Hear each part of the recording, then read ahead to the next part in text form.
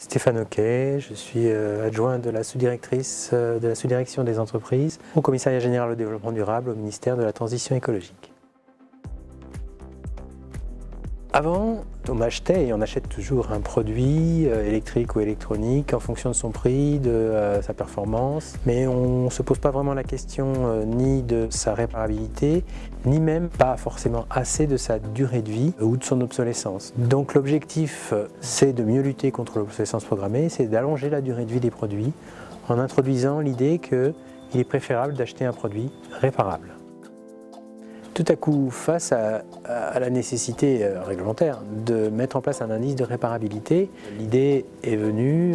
à la suite de l'appel à manifestation d'intérêt de la DITP, de s'adjoindre les compétences des sciences comportementales pour essayer d'évaluer l'impact que pourrait avoir cet indice sur les comportements de consommation et éventuellement comment mieux orienter les comportements des consommateurs vers cet indice de réparabilité.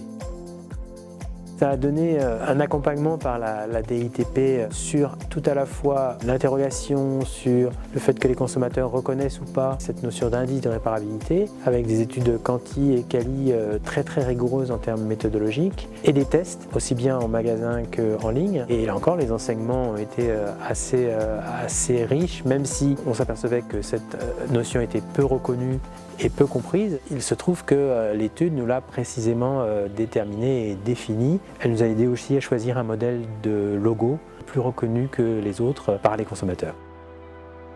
Et maintenant, en partant d'un certain nombre de préconisations nées de l'accompagnement des ITP BIT, on va s'attacher à communiquer le plus possible et le mieux possible sur cet indice vers les consommateurs, mais aussi vers les vendeurs pour les former et également vers les fabricants pour petit à petit avoir ce cercle vertueux qui va consister à ce que ce marquage non seulement soit généralisé, mais aussi que les notes moyennes des produits